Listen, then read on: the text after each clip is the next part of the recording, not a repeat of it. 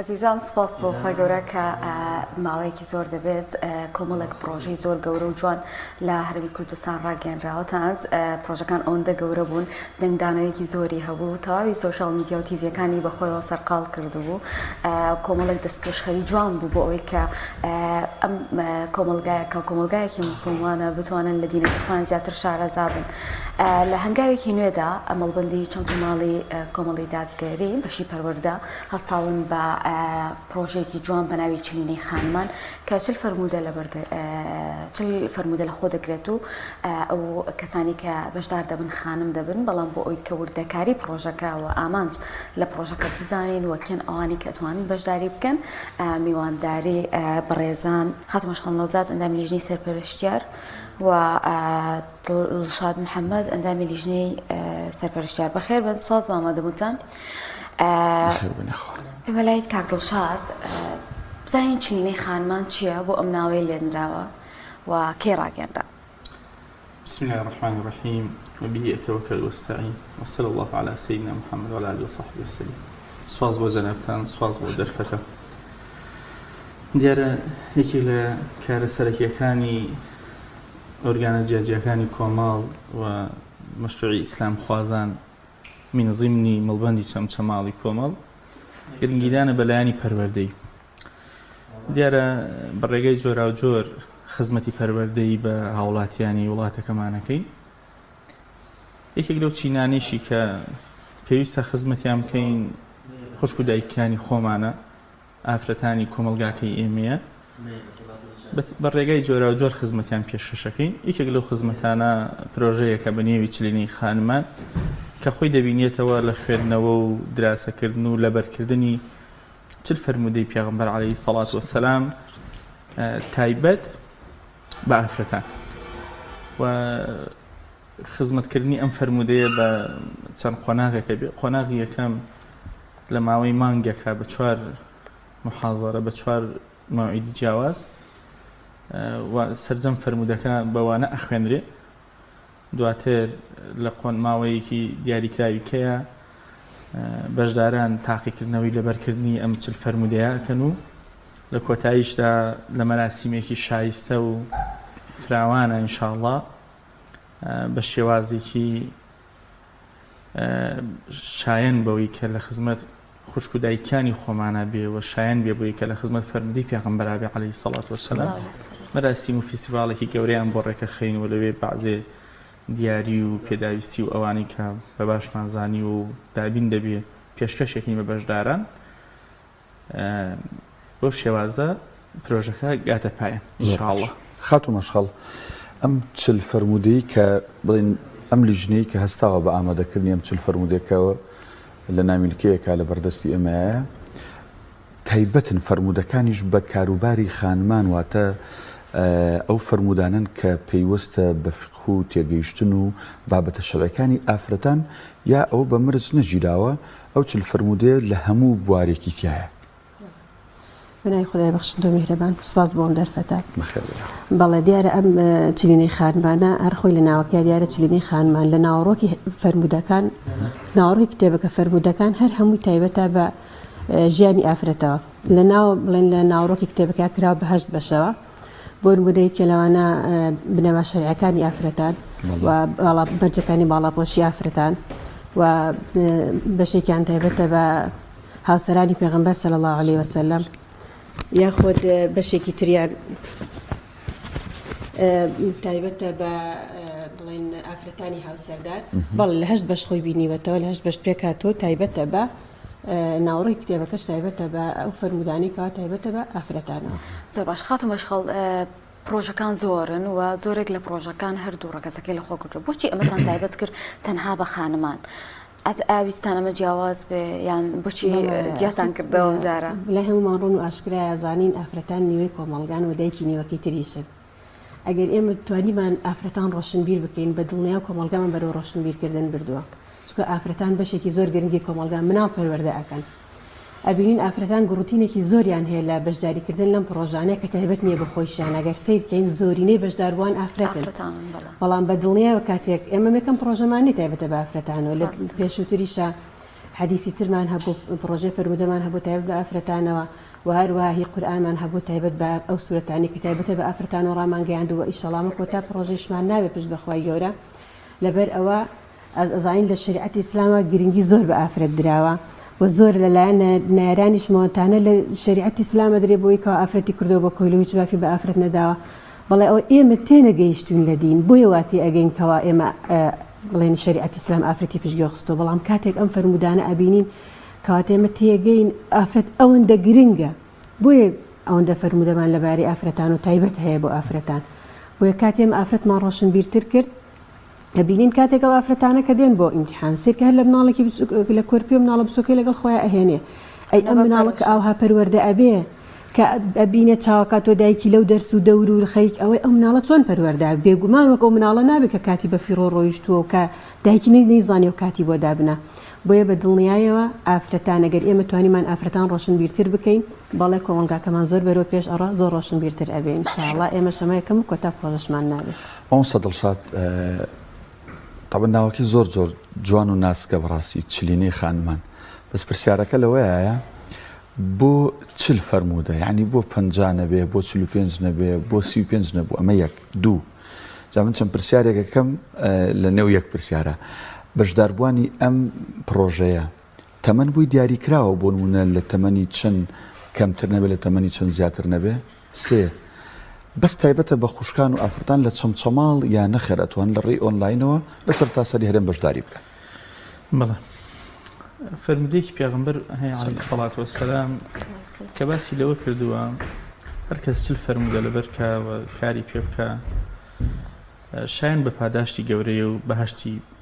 زامنە ئەگەچی فەرمودەکە لە ڕووی سەنەدەوە تێبینی لەسەر بووە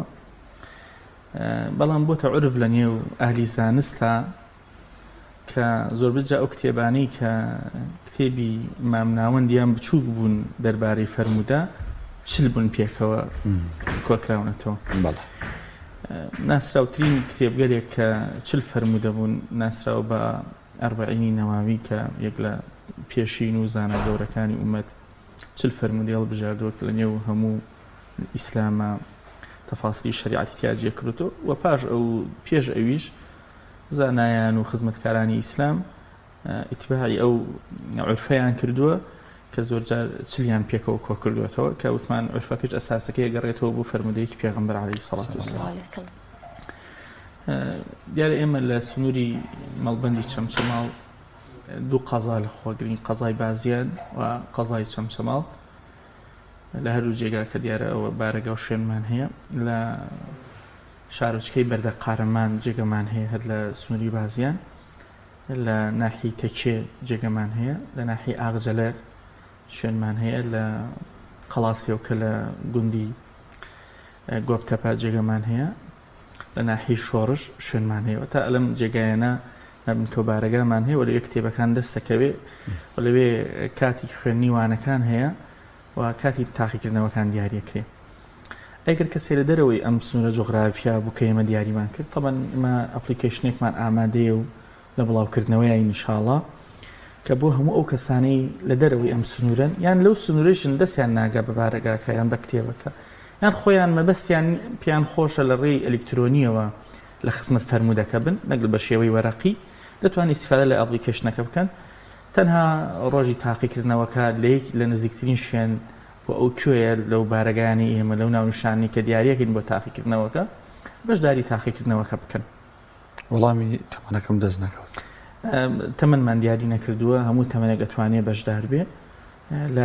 لە هەر ئاست و لە هەر تەمەنێکا بێ ئەتوانێت بەشدار بێ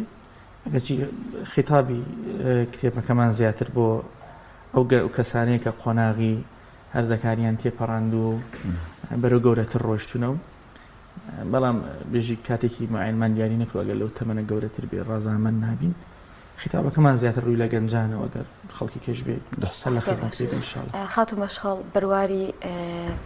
با بڵێن سعیکردن بۆ تاقیکردنەوەکە کەیە و کەیش تاقیکردنەوەکە ئەنجامەدرێ. ڕەنگە ئێستا خانمانی زۆر لێرەوە بمان بینن پێیان خۆش بێ بەشدار بن چۆن دەستیان بگا بە کتێبەکە چۆن ئەوە تا باسی لەوە کرد مام سەدڵشاد کە ئەپلیکیشنێکیان بەدەستەوە بۆ کاتی تاقیکردنەوەکەش ئەمانە چۆن کۆکەنەوە بۆی کە خانمانێکی زۆر بەشداری بکەن لەم پرۆژە جوانە. بەڵێ دیارە ئێمە ئەم پرۆژەیە کە ڕاگەیەنراوە لە ماوەی مانگێکدا لە مانگی حوتەیە داماننا ئەمە بە دەرز بخوێنرێت لە سەرجەم ئەنجومەنەکانی سنووری مەڵبەندی چمچەماڵ کاتە بەوانەش ئێڵەنەوە ئەنجام بەڵێ بەڵام ئیجباری نییە ئیلا بەشدار بوو ئەبێ دەرسەکەی بەشدار بێ بڵێن هەر هەفتەی یەک ڕۆژوانە ئەخوێنرێ دا فەرمودەی تێدا شەرح دەکرێت بۆ مای 4 هەفتە واتە لە مانگی حوتە ئەبێ ئەوە تەواو بێت. وەکوتم ئیجباری نیە بۆ بەشدار بوو ئەبێ ئیلا بەشدار بێت لەو دەرسەیە. بەڵام کاتێک دەبە لای مامۆستایەکی شارەزا ئەودرێت و بێگومان تۆڕوونکردنەوەی زیاترت پێ ئەدرێ و بە تەواوی لە فەرمودەکان تێ ئەگەیت. بەڵام بۆ کەسێ توانای نییە بەڵێ ئەتوانێت لە ماڵ و فەرمودەکە لەبەر بکە و دواتر بەشدار بێت. حەزەکەم کتێبەکە بێنم ببوورە دواتر بەڵێن لە بەروارێکی گونجاودا لەوا چێت بگاتە کۆتایی مانگی هەشتر لەو بەروارێ موعیدی تاقیکردنەوە دیاری ئەکرێت و تاقیکردنەوە ئەنجامەدرێت. بێگومان پرسیارەکانیش ئاسانە بن زیاتر بە شێوەی هەڵبژاردن ئەبێ و فەرمودەکان خۆی لە خۆی شتێکی گران نین لەبەر ئەوەی ئەمە ژیانی ڕۆژانەمانە ئەگەر کەمێک تێکەڵاوی ئەوە بوو بێتین و ئاگامان لە فەرمودە ئەوە بێ شتەکان فەرمودەی ئاسان و خۆشن ئاسان ئەبێت و ئینشاءڵڵا امتحانەکەشی بە هەمان شێوار بە ئاسان ئەبێت. مام سەدڵشاد هەموو پرۆژەیەک جگەل لەوەی کۆمەڵێک مرۆڤ واتە لەلایەنی مرۆییەوە ئیش لەم بابەتەکەن پێویستی بە دەعمێکی مادی هەیە. ئەم پرۆژەی ئێوە ئایا لەسەر پێی خۆیەتی تەواو کامەڵە لە ڕووی مادیەوە بۆ هەموو قۆناغەکانی چ سەرەتایی چ دەستپێکردنی چ تاقیکردنەوە چ خەڵاتەکان یان لێرەوە ڕوتان لە خێرخوازان و خوا پێداوان و ئەوانە هەیە کە حەزیان بەخێرە لەوە چێ کەسێک بوون پیاوێک بوون کوڕێکی گەنج بازرگانێک ئەو نابێ ئەم چلینەی خانمانە بەس حەز بکە لە ڕووی مادیەوە هاوکاری ئەم پرۆژەی ئێوە بکە. ئێوە دەرگاتان بڕووی ئەو کەسانی کە ئەیانەوێت لە ڕووی مادیەوە بەشداری لەم پرۆژەیە بکەن کراوەیە یان کۆتایی هاتووە بۆ بابەتە؟ حتمما وەک جەنابتان ئەزانن پرۆژە پەروەردەیەکانی ئیسلام خوازان زیاتر پشتبەستە لە پاش خوای پەروەردگار بە هاوکاری خێرخوازە. ئێمە بەعزێ سەرچاوەمان دابین کردووە بەڕاستی سەرچاوەکە متەواضعانەیە لە ئازگەوری پرۆژەکەیان نییە ئەگەرچی بەشداران ئەوەندەی لە شەیدایی بۆ خزمەت فەرمودەکانی پێغەمبەر بەشدارن عەلەیهی سەڵات وەسەلام چاویان لە شتێکە نییە بەڵام دیارەبوونی دیاری و هەندێک پێداویستی پێویست بۆ ئەم پرۆژەی ئێمە شەوقێکی زیاتر بەکارەکەدا و من لێرەوە داواکەین لەخوا پێداوان خوا تەوفیق بدا ئەوانیش بەشدار بن لەم خێرە گەورەیە. ئەگەر کەسێک بەهۆی سەرقاڵی بەکار و کەسابەت و بازرگانیەوە فرسەتی ئەوەی لە بەردەست نەبووە وەک مامۆستاکان بێت قورئان بڵێتەوە وەک مامۆستاکان بێت فەرمودەی پێغەمبەر عەلەیهی سەڵات وسەلام بڵێتەوە ئەمە فرسەتێکی گەورەیە لە ڕێی پشتیوانی مادی ئەم پرۆژانە بەشدار بێت لەم خێر و چاکەیە لەگەڵمان بۆ هیوایی کە لەلای خوای پەروەردگار پاداشتی گەورە بۆ خۆی بەدەست بێنێ بێتە مشاریکی گەورە لەم خێرە گەورەیە و بێتە هۆکاری بەرەکەتیش بۆ کار و کەسابەتەکە. لە فەرمودەی صەحیحا هاتووە پێغەمبەر عەلەیهی سەڵات وەسەلام ڕۆژێ یەک لە هاوڵان گلەی لەلاکا کە ئەم بەردەوام کارەکە بەردەوام بازرگانیە کە و ماندووە بێ بەڵام برایەکی هەیە کەم کارەکە زیاتر دەچێتە مەجلیسی زانست ئەمە بێ کار بکە خزمەتی ئەویش بکە و پێداویستیەکانی ژیانی ئەویش دابین بکە. پێغەمبەر عەلەیهی سەڵات وەسەلام تەشجیعێکات کە فەرمێ بەرەکەتی کارەکەی تۆش بەهۆی ئەو خزمەتەوەیە کە براکەت لە خزمەتی زانستە سەرفی ئەکا. بۆیە هیوامان وایە خوا پێداوان و خێرخوازان و ئەوانەی کە خوای گەورە تەوفیقی داون لە بەرجالی بازرگانی و کەسابەتی باشە ئیشەکانیان ئەڕوا پشتیوانی ئەم پرۆژانە بن پشتیوان بن بەوەی کە بە هەمومان دەستبار بین بۆ ئەوەی ئەم کۆمەڵگایەمان بەرەو خێری زیاتر بڕوا ئەو دەلاخە و کەلیانانی تایەتی زوو چارەی بکەین و نێڵین گەورە بێتەوە. هیوای هەر شەیتانێک و هەر هەر کەسێک کە ڕێی وێڵ کردووە لە گۆڕنی هیوای هەر کەسێک کە لە بەڕێی پێغەمبەرانە ڕۆ عەلەیهی سەڵات وەسەلام بهین نەدی بۆ شێوازی کە کچەکانی ئێمە خوشکەکانی ئێمە دایکەکانی ئێمە بەڕێی پێغەمبەرە عەلەیهی سەڵات وەسەلام بڕوانن بۆ ژیان بە پشتیوانی مادیەکانی ئەوان یەقینم هەیە ئەو کاتێک کە ئینسانێک بە ئیخلاسەوە ماڵەکەی ئەبەخشێ هەم لە لقای خوای پەروەردگار پاداشی گەورەوە دەستدێنێ هەم لە دنیایشە بەرەکەتی زیاتر ئەکەوێتە نێو کار و کەسابەت و پرۆژەکانیەوە چاوەڕوانیانی ئینشاءڵڵا و دڵنیام چاوەڕوانیەکەمان زۆر ناخایەنێ و خێرخوازە باشەکان خوا پێداوە چاکەکان دەستباری باشمانە بن ئینشاءڵڵا و بەتایبەت لەو ناوچەی ئێمە کە ناوچەیەکی وا ناسراوە کە زیاتر هەژارنشینە و فرسەتی کەسابەتی زۆر گەورەی کەمتیایە و کاسبگارە گەورەکان زیاتر لە شارە گەورەکان و لە دەرەوەی ئەم بقعە جۆغرافیایە کە ئێمەتیایە ئەژین چاوەڕوانی پشتیوانیەکانیان ئینشاءڵڵا هەر کەسێک بەشدار بێ بێگومان بەشدارە لەو خێرە گەورە و دیزاینێکی جوانە نامیلکێکی زۆر تایبەتە ئەگەر کەسێک بۆنە لە ماڵی شەوە بێت دوای تاقیکردنەوە گەشارە توانێت سوودی لێ ببینێ و بخوێنێتەوە بێ بۆ لای خاتون بەشخاڵ ئەم پرۆژە جوانانە هەمیشە بێجگەلەوەی کە بۆ قیامەت خێر و پاداشتێکی زۆری هەیە هەرچەنە ڕەنگە لایەنە مادیەکە و هەدیەک دیارەکی مادی هیچ نەبێ بە چاو لایەنە معنیەکەیە بەڵام هەر خۆشە کاتێک بەشداروەیەک لە یەکەم بەدەستهێنیان ئەوە تا ئەتوانێت هەموو فەرمودەکان لەبەرکە خەڵاتێکی شایسته و جوانی بکرێتێ ئێوە چیتان کردو بۆ ئەمە چ خەڵاتێکتان داناوە بۆ کەسانی کە پلەی یەکەمین بەدەستهێنن لە پرۆژەکە وەکو مامۆستا فەرمووی چەند خەڵاتێکی متەوازەانە دانراوە گەشتێکی عمرەی تێدایە و چەند ئامرێکی کارەبایی تێدایە و ئامێری دوورمانی تێدایە موبایلی تێدا بەڵام کەمن لە چاوخۆی زۆر کەمن یعنی بۆ ئەم گەورەی ئەم پرۆژە چاوەڕوانی خێرخوازاین ئەگەر ئینشاءڵڵا دەستبەرمان برد تاوکو خەڵاتەکان زیاتر بکەین تا خەڵاتەکان زیاتر بکەین و بە دڵنیایە و ئەم فەرمودانە لەبەر دێتە ناو ماڵەکانمان ئێمە گەر خوشکان لەگەڵ تەنها لە بەرکردن نەبێت ینی زۆر گرنگ ئێمە کاتێ لە پرۆژەیەکە بەشدارین بتوانین ئەو لە ژیانمانە جێبەجێکەین بهێنە نێو ماڵەکانمان بەڕاستی ژیانمانی پێجوانە بێت بۆ دنیا و قیامەت ینی هەمە شارەزای ماف و ئەرکەکانی خۆمان ببین مافمان چی لەسرە مافمان لەسەر بەرامبەرمان چی و ئەرکمان چییە ئەگەر ئێمە شارەزای ئەم ئەفەرمودان نەبین بە دڵنیا ئەوە شارەزا نابین بۆیە زۆر گرنگە یعنی داوام لە خانمان ئەوەیە بەرداوام لە بەشداریکردن چەندە زۆر بە گروتینێکی زۆر سوپاس بەخوا خانمان بەشدارن و داوام لێیانە زیاتر بەشدار بن بمانەوە نەمانەوەمە ڕاستیەکە خانمان زۆربەی کاتی بەتاڵتریان زیاترە لە بەروی لە ماڵەوە ئەنی ئێمە دەرفەتێکی زۆر باشە ئەگەر کاتێکی بەتاڵی کەمیشت هەیە لە ڕۆژەکە بەجدی هەستەکەم یەک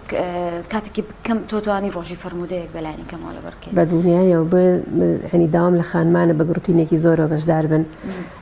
واز لە خەڵاتی دنیایی بێنە شتێک نییە وەک هیچ دەست نەکەی بەڵام تەنها لە ژیانی خۆت خەڵاتەکەی شەیە گەری چ دەست نەکەی لەوانە بیکە ناوت بۆ دەرناچێ لە ژیانی خۆت جێبەجێیکە و پاداشتی قیامەتیش بزانە یعنی تۆ لە ژیانی خۆت بزانە ژیانە چۆن ڕنگدانەوەی ئەبێ لەسەر ژیانی خۆت ئاینە دروستە بکەوەی تر خۆی گەورە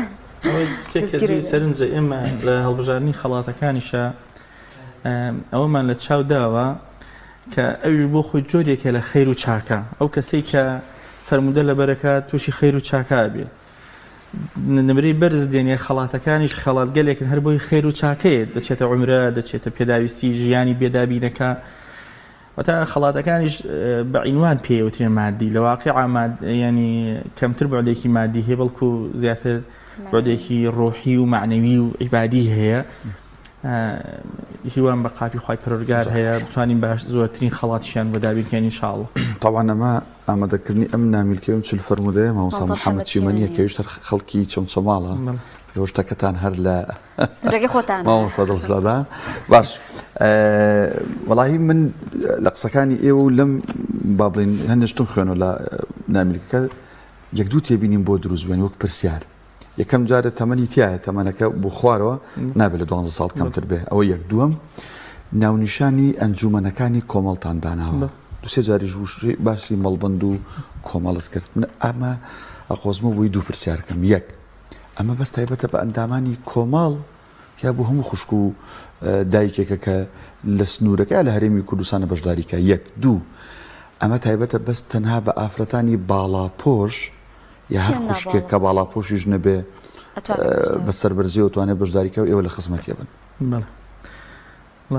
کاکەدانە دیارە ئەوەی مەسەلەی جوغرافیەوەوانە بۆ ئەهلی ئیمان ناڵێم گرنگ نییە، ناڵێم نیشتیمان خۆشەویست نییە، بەڵام بابەتێکی میحوەری نییە. ڕاست. بۆیە لە هەر شوێنێدا نشین ئێمە لە ڕاستیە خەڵکی ئەم سەرزەویە نین. ئێمە خەڵکی بەهەشتێکی لەوێ بگەڕێنەوە بۆی چ جای ئەوەی خەڵکی بقعەیەکی جوغرافی دیاریکراوی بین بە ناوی سلێمانی یان چەم سەماڵ یا هەولێر یان تەنانەت گەورەتریش. بەڵکو ئەگەر خوا تەوفیق بدا ئینشاڵڵا ئەهلی ئیمان بە یەکەوە دەوێ بگەڕێنەوە لای بەهەشتەکەی خوای پەروەردگار، خوا پشتیوان بێ هەمووان خەڵکی بەهەشتین، خەڵکی شوێنێکی تر نین. وەک جەنابتم فەرمووتم ئێمە خیتابەکەمان کتێبەکەمان زیاتر ڕووی لە گەنجانە بۆ ئەو تەمەنەیە کە تەمەنی پێگەیشتووە کە خۆناغی مناڵیان تێپەڕاندەوە. بۆ بارەگاکانی کۆمەڵ لە ڕاستیە ئێمە ئەو چەتری کە ناومان ناو کۆمەڵی دادگەری لە پێناوی خزمەتکردنی خەڵکا دروستمان کردووە بە هیوای ڕزای خوای پەروەردگار. ئێمە شتی تایبەتمان نییە بۆ ئەندامانی کۆمەڵ، هەر نیمانە. یەک شتی تایبەتمان هەیە بۆ ئەندامانی کۆمەڵ، ئەوی ژەوەیە ئەوەی ئەندامی کۆمەڵە دەبێت خزمەتکارێکی باشی ئەو کۆمەڵگای خۆی بێ. ئێمە یەک شتی تایبەتمان هەیە بۆ ئەندامەکانمان، ئەوەیە دەبێت زۆرترمان دووبین، زۆرتر خزمەتکاری بکەین، زۆرتر هەوڵی خزمەتکردنی میلەتەکەی خۆمان بدەین. لە ڕاستیە کاکەدانە ئەگەر خەڵکێک وای تەسەور بێ بیتوێ لە ڕێی ئافرەتانەوە ئافرەت بکا بە کەڕنای شەیتان لە موجتەمەعا، ئێمەمانتەوێ ئافرەتەکانی ئێمە لەگەڵ هەناسی پێغەمبەرە عەلەیهی سەڵات وەسەلام ئاوێتە. یەک لە ساڵحین و فەرموویە کە ئەچمە خزمەت فەرمودەکانی پێغەمبەر عەلەیهی سەڵات وەسەلام، هەستەکەم لە خزمەت هەناسەی پێغەمبەرام عەلەیهی سەڵات وەسەلام. ئێمە ویستمان بڵێین ئافرەت نە ئەو کائینە دۆڕاوەیە کە تەنیا وەکو کەسێکی شکست خواردو پیشانی بین و هەموو جارێ زیانی بەخۆی گەیان بێ، نە ئەو ئینسانە کەم قیمەتەیە کە تەنیا ڕۆڵ ببینێت لە پیشاندانی جستەی و نمایشکردنی لە کاڵە بازرگانیەکانە، بەڵکو وتمان نەخێر ڕێگەی سێم هەیە. سێم بریتە لە ئینسانێکی پەیامدار، سێم بریتە لە دەرگای خەیر. ویسمان بڵین لە ڕێ ئەم پرۆژەیەوە ئەگەر کۆمەڵگایەک ئافرەتەکانی بەڕاستە ڕێیا ڕۆیشتن، هەموو کۆمەڵگا بە سەڕاستە ڕێیا ڕۆیشتوونە. ئەلێوە ئەمانگەرەکە خزمەت بەو کۆمەڵگای خۆمان بکەین لە ڕێی ئیسلاح بوون و چاکبوونی ئافرەتانی ئێمە. ویستمان بڵین ئافرەتانی ئێمە بچنەوە سەر ڕێگە و ڕیشاڵەکەی خۆیان، ڕێگە و ڕیشاڵی ڕەسەنایەتی ئەساڵەتیان بۆ بگەڕێتەوە، بۆ شێوازەی کە قەدر و قیمەتیان بۆ شێوازەیە کە خوای پەروەردگار پێی ڕەوا بینن لایقکردن. ئەو ئێمێنێتەوە ئەرێ ئەشێت کەسێک هەبێت لەچکەی لەسەرا نەبێت یان جلەکەی تەواو بە پێش شەریعەت نەبێ و بەشداروێ لەم کاری ئێمە. جا ئەسڵەن هەرم کارە نا هەموو پرۆژەکانی ئێمە ئەسڵەن ئێمە هاتوین خزمەتکاری میلەتی خۆمان بکەین بەوەی کە لەچکەی لەسەرە، بۆی نیەتی، بەوەی لە بابەتێکا پابەند نیەت، بۆی کە پابەندە بە چاوی ڕەحم و میهرەبانی و خۆشەویستی و ئەڕوانینە میلەتی خۆمان. و ئەسڵەن تەسەورمان وایە ئەو کەسەی بە تەکەلوف و زۆر لە خۆکردن وا خۆی پیشانەدا کە پابەندە کارێکی خراپی کردووە، بەڵکو ئەو کەسەی بە قەناعەتی خۆیەوە هەنگاوانی بۆ ئیلتیزام کارێکی گەورەتری کردووە. ئەگەر خوا نەخواستە لە نێوان تەکەلوف و زۆر لە خۆکردن و تەمسیلی خۆنواندن لەلایەک لەگەڵ خوا نەخواست خۆگوناهبارکردن و لەچکە لەسەر نەکردن لەلایەک بێ، ڕەنگە ئەوەی دووەم باشتر بێ کە نیفاق و دووڕووی و تەکەلوفی نەکردووە. بۆیە ئەمە